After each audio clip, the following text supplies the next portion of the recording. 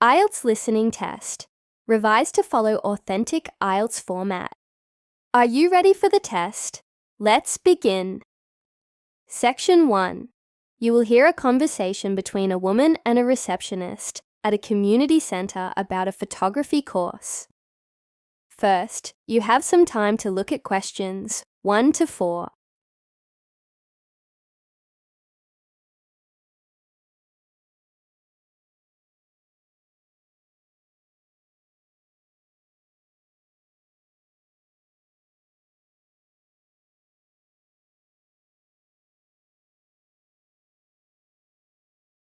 Now listen carefully and answer questions 1 to 4. Good morning. City Arts Center. How can I help you? Hi, I'm calling to get some information about your photography courses. Of course, we run several courses throughout the year. Are you interested in beginner, intermediate, or advanced level? I'm a complete beginner. I just got a new camera and don't know how to use it properly. No problem. Our beginners course starts on the 5th of June and runs for 6 weeks. You now have some time to look at questions 5 to 10.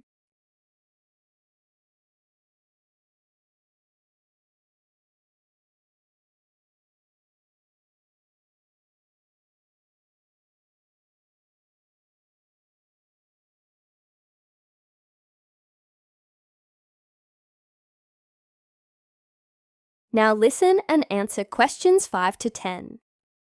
Well, I would like to know what days are the classes held. Every Thursday evening from 6 to 8 p.m. That works. How much does the course cost? It's £150 and that includes all the materials. Okay, and where is it held? At our main center on Bridge Street, number 24. Great. Can I register online? Certainly. Just visit our website and click on Enroll Now. Thank you very much.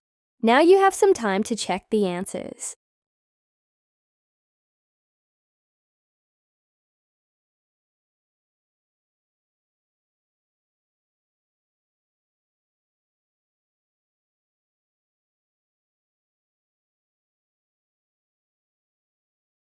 Section 2. You will hear a library staff member giving information about the university library to a group of new students. First, you have some time to look at questions 11 to 14.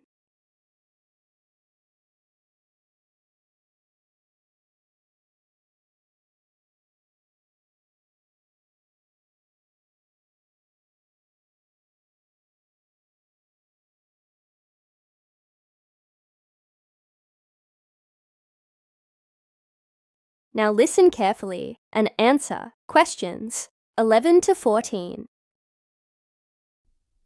Good morning, everyone, and welcome to the University Library.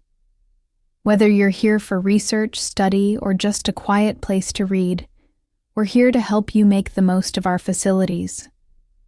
Now, let me begin by telling you about our opening hours. From Monday to Friday, we're open from 8 a.m. to 10 p.m. On weekends, our hours are slightly shorter, from 10 a.m. to 6 p.m. When you enter the building, you'll find the help desk immediately to your left. If you have any questions, don't hesitate to speak to one of our team members there. You now have some time to look at questions 15 to 20.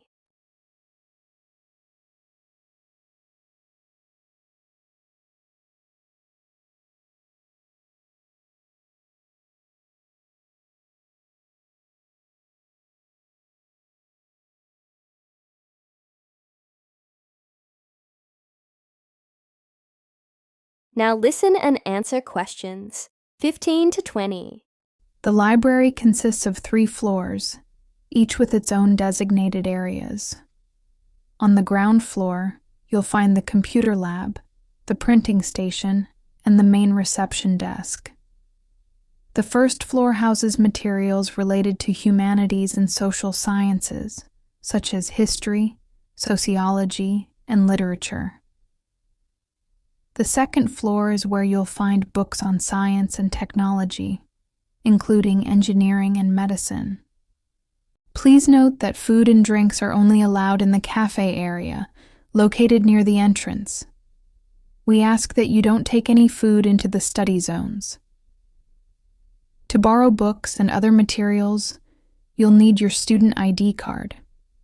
Most books can be borrowed for a period of 2 weeks. However, DVDs and academic journals have a 3-day loan period. Late returns are charged at $1 per day, so do keep an eye on your due dates. For quiet study, we have the silent study zone on the first floor. If you're working with a group, you can use one of our group study rooms, which can be booked online through the student portal. That's all for now. If you need any help, feel free to ask at the help desk. Let me know if you'd like me to rewrite any other sections or adjust this one further. Section 3. You will hear 2 students, Sam and Lisa, discussing their group project with each other. First, you have some time to look at questions 21 to 25.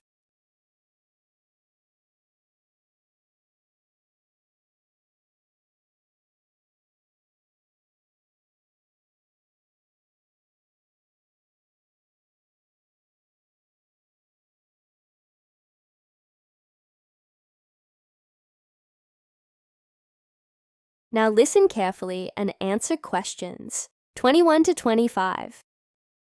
Hey Lisa, how's it going with your part of the group project? Not bad.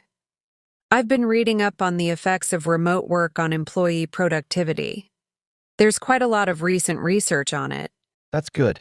I've been focusing on the management and policy changes companies had to make when shifting to remote work.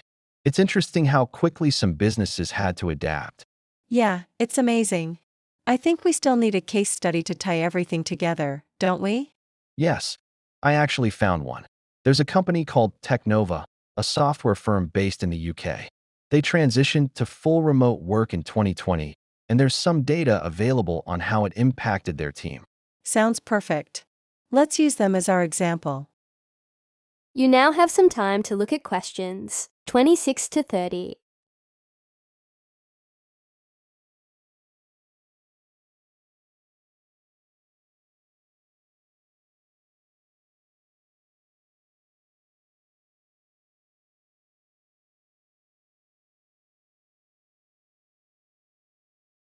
Now listen and answer questions 26 to 30.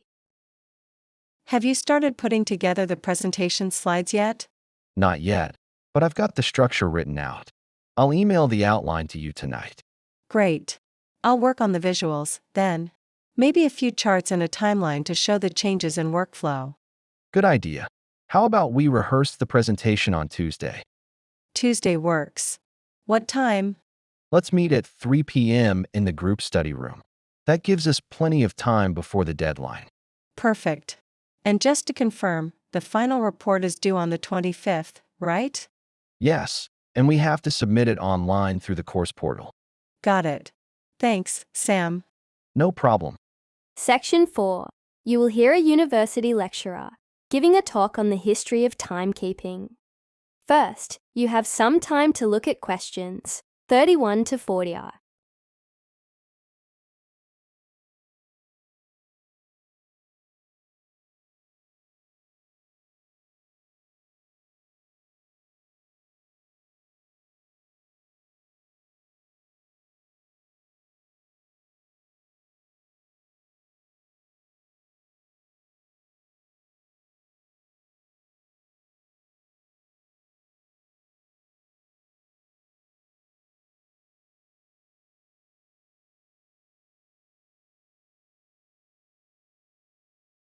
Now listen carefully and answer questions 31 to 40. Good morning, everyone, and welcome to today's lecture on the history of timekeeping.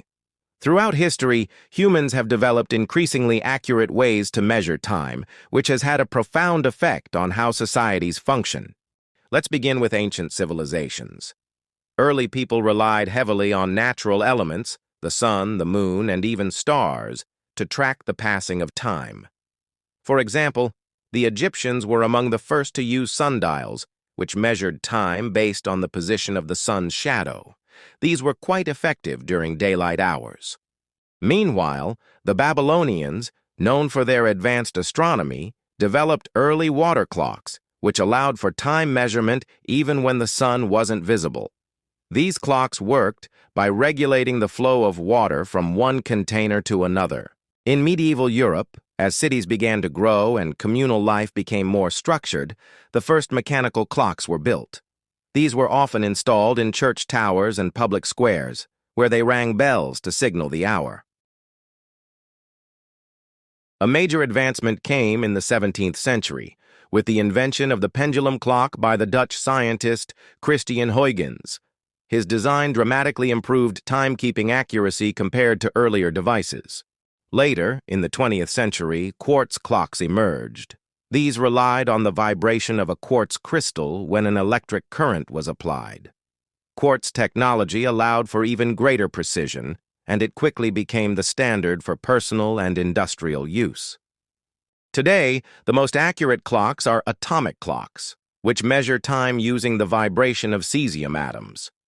These clocks are so precise that they are off by less than a second in millions of years. Atomic clocks are critical for modern technology. They are used in GPS systems to synchronize computer networks and even in space missions where precise timing is essential for navigation and communication. So from sundials to satellites, the evolution of timekeeping has been essential to the development of human civilization. Would you like a spoken audio version or practice recordings of any sections next?